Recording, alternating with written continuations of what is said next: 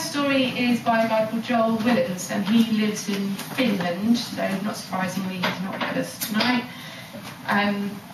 His friend Mary is going to read his story, and his biography goes as follows. When not selling his soul as a copywriter for a Helsinki ad agency, Joel writes stories. His fiction has been widely published in magazines and half a dozen anthologies. In 2008 he won the Joel Literary Prize and Global Short Story Competition. Now his photo has been done by a woman called Helen. Say it's Helen. It is Helen, isn't it, Chris? Your intern. Debbie, sorry. Debbie, that's right, Debbie. And she's saying, oh, right. And yeah, she's an intern for nosugar.co.uk, I believe. Okay, so we can just welcome onto the stage Mary. Thank you very much.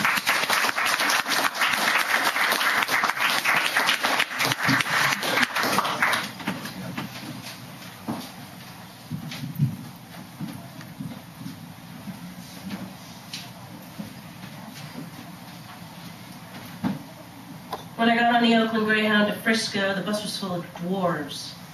I know it sounds crazy as hell, but I'm not kidding you. Every single goddamn person on that bus, besides me and the driver, was a little guy. It got me so freaked out that I bowled right past them and sat way up back. Don't get me wrong. I don't have nothing personal against them. I wouldn't have wanted to shack up with one or take one to the game, but they're human beings too, right? I mean, it's in the Constitution. They're in black and white, equal before God, all things big and small. But a whole busload of them? That was way over the top weird for a small town guy like me. So, anyways, after an hour or so, I started to get real paranoid. Like, it wasn't them that were small, but me, who was friggin' tall. I wiped the dirt off the back window to make sure that the whole world hadn't gone dwarf, but there was just desert as far as you could see. I checked my watch. We had at least 3 more hours until we got to the city. And I had never been to Frisco before, but now all the stuff people said back home started filling my head.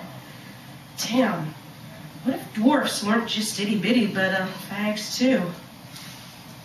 I rummaged through my bag to see what I could use as a weapon in case they came for me. Zip.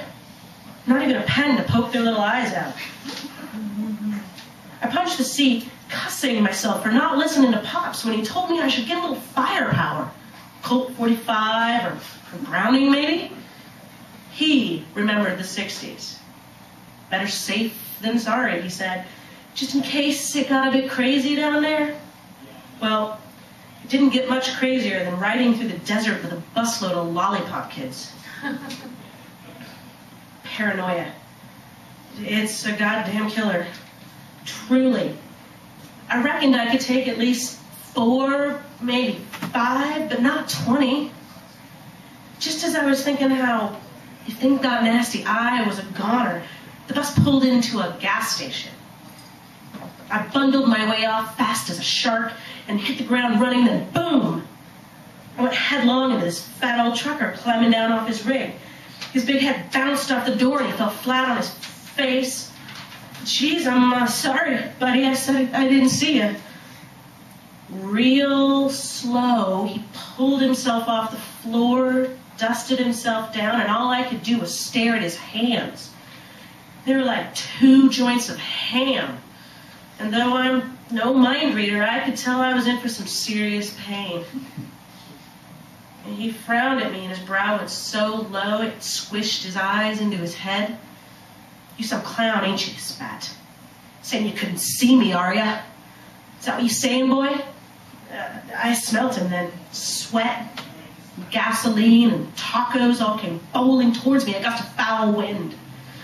Yes, sir, I was just saying that he grabbed my shirt and wrenched me closer, and I started thinking, God damn, if he ain't gonna eat me.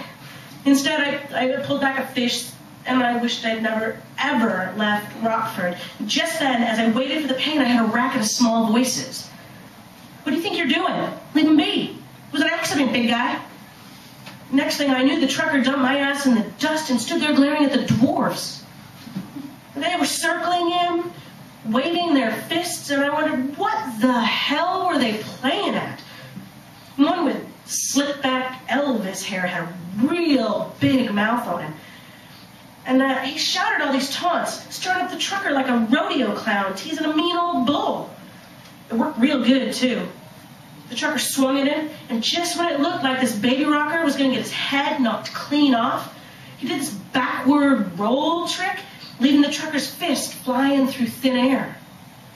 I shouted out for some help, but my voice was lost in the hollering, and before I could say another thing, the doors were spinning through the friggin' air, and the trucker was on the floor, and they were jumping on his gut like it was a trampoline. When he was good and quiet, they clambered off, and Elvis grabbed the trucker face. "Next time, bud, you pick on someone your own size," he said. The trucker nodded, and the little guys waddled back onto the bus.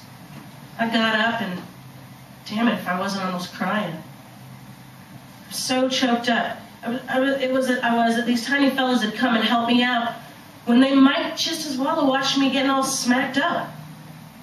I stumbled back on the bus and stood up in front near the driver. "Hey, guys, I just want to thank you. You saved my ass." The one with the Elvis hair gave me a big old Ronald McDonald grin. "It was our pleasure, kid. You know, we all know what it's like to get picked on, but we don't take any shit from dudes like that no more, and you shouldn't either." They cheered and high-fived each other, holding up their little hands so I could do the same as I walked down the aisle, slapping palms, and suddenly I felt myself getting all tearful again. The last one must have seen my eyes, because he held tight onto my hand. "No need to get emotional, son," he said. "You'd have done the same, hey?" Too right I would. Of course, no question about it. But I let go of his hand, real quick, and without looking him straight in the eye, hurried back to my seat.